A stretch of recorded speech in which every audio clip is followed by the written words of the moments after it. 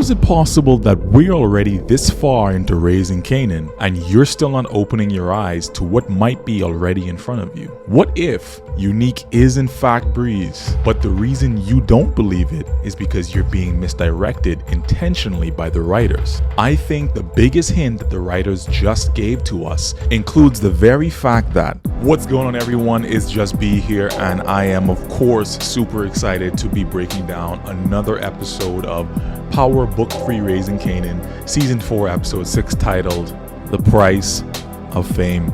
And we all know why it is called that. And it's a very, very sad episode, but another beautifully crafted piece of art by this amazing team that I must say on what I believe is the best Power spin-off we have. No long talking, let's get right into it. Got some things that I have to show you guys that will probably change your perception of things going forward. So we're diving into the biggest parts of this episode right now. Let's go. So this episode starts off with a memorial service of all for Famous's family and friends we know of. He's gone, man. He's gone. Who gathered at the lounge. And his sister Jess, Lulu's ex-girlfriend, is around a lot in this episode. And just by the sheer amount of natural reactions we see by people who are genuinely mourning and those who are suppressing their emotions, I think that we can conclude that Kanan and Lou at a minimum are innocent in this. That leaves my two top choices, which are Marv and Unique, as the possible killers. Then you have Rock, and the thought that I introduced about Jukebox in my last video, which apparently got a lot of people really buzzing. And judging by her actions in this episode, I might not be too far off base with that one. I'll explain it more in a sec. But the thing that throws people off is the fact that Detective Garcia tells Famous's mom that the autopsy shows he was tortured and brutalized before he was deleted and thrown under the mattress, which leads people to believe likely by a professional of sorts or another dirty cop. Some of this is also tied to what Freddy's crew said to Jukebox and Kanan as well, that they heard some street talk and sip, sort of the same thing as well. Now, it's confirmed by Garcia that Famous was in fact working with them to solve whom we believe was originally Detective Burke's murder at the time, because he would have still been alive before Detective Howard was deleted as well.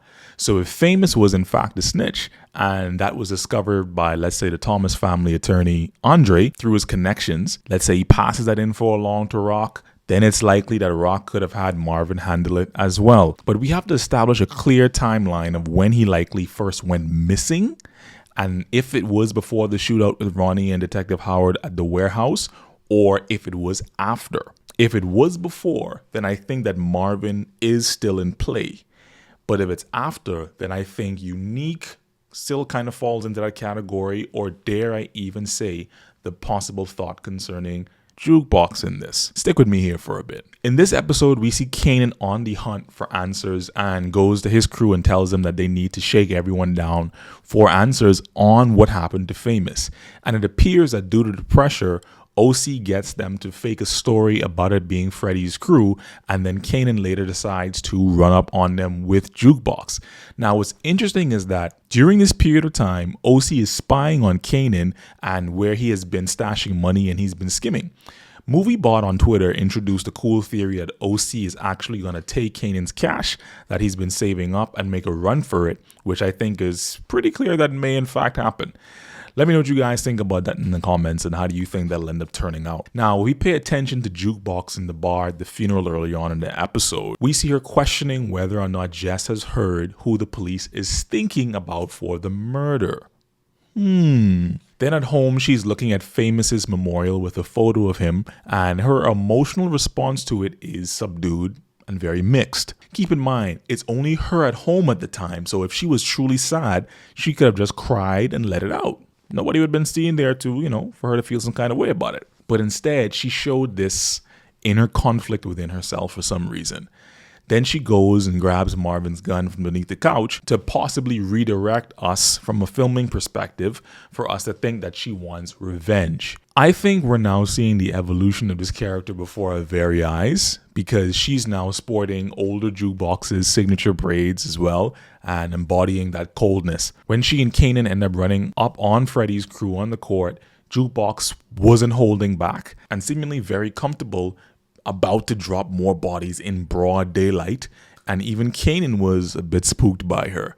So what do you guys think is actually going on here with Jukebox? Let me know in the comments. Now, a quick note on Lou and Jess when we see that they had a lot going on in this episode, if you know what I mean. When they had their connection go down in the studio, and now she and her mom are leaving for LA permanently when he goes to see her later on in the episode after that. And I could almost promise you guys that she gets pregnant. Now, it remains to be seen if we ever see her again. But I'm telling you, this right here shows us where nobody had protection for that meetup. That's a classic TV spontaneous intimacy results in secret pregnancy with a hidden child because the mother moves away storyline. My thoughts are that she wouldn't want a child near the street life with respect to what just happened with Famous, of course, and also a recovering alcoholic of a father and the things that could trigger his alcoholism so easily, i.e. his family and the life they live. But I get that this can conflict with some of the original Power canon that we know of, because as far as we were aware of, Kanan had no living family.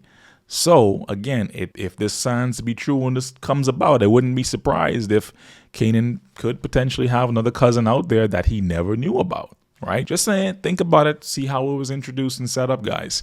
Let me know what you guys think about this theory in the comments. And last but not least, let's address this unique Breeze theory once more. Hold on real quickly. You guys want to see something crazy? Over 99% of you guys that watch my content are not subscribed. So I'm asking real quickly, if you don't mind, just hit the like button and hit subscribe real quickly. I'd love to keep on giving this content to you guys, and lets me know that people actually are interested. Feel free to do that, man. Really appreciate it a lot. Would help me out a long way in growing my small channel. Thanks. Now back to the video. So Sasha Penn, who was the showrunner for Raising Kanan, was interviewed on the Chronicles of Power podcast recently, and he was asked this question by the host. Never get past all that. Okay, so let's put something to rest. Can we put to rest that Unique is not Breeze? I mean, I can't speak to that at all because I don't know. What do I know? But you wrote it. I know. God, I wish I. And I know. What I will tell you is, like I've always said, you know, this series, when it ends, whenever that may be, will tell a complete story, and it will tell the story that it was supposed to tell. In terms of who Breeze is, we'll find out, or we won't.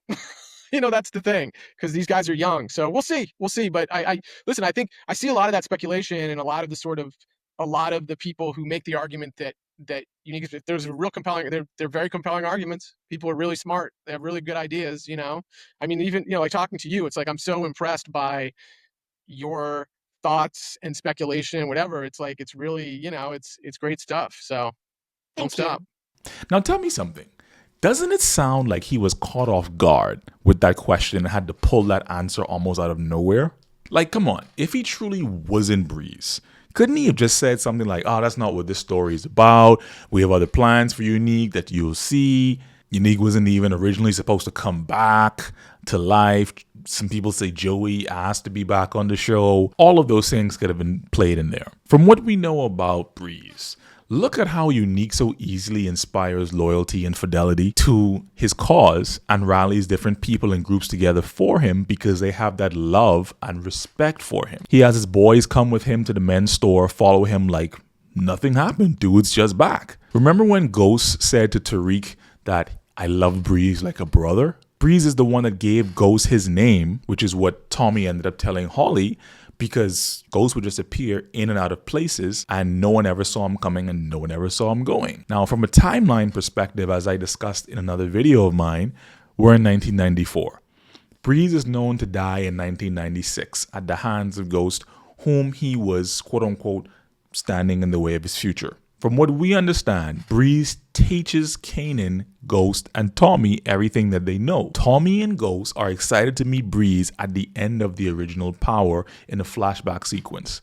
So if it isn't Unique, guys, they have 2 years, again, to reiterate this point I made from a previous video, they have 2 years to establish Breeze as a completely new person and a new major player in the game who's going to take out Rock and take out Unique, dominate Southside Queens, fill that power vacuum, and teach all these kids the game. Now, we have to consider the probability of that happening, knowing we only have another 10 plus episodes left of Raising Kanan as a whole, including the season 5 that's to come, and the uncertainty regarding if Power Origins is still happening, because there's been no information on that for over a year now. At the end of the episode, we see Unique breaks into Rock's home, and the camera pans for a while on her kitchen doors open, and the open breeze is just blowing the curtains and the camera's just sitting there on it. And a while later, Rock comes home and sees Unique just standing there eating some butter pecan ice cream, reminiscent of their last rendezvous. So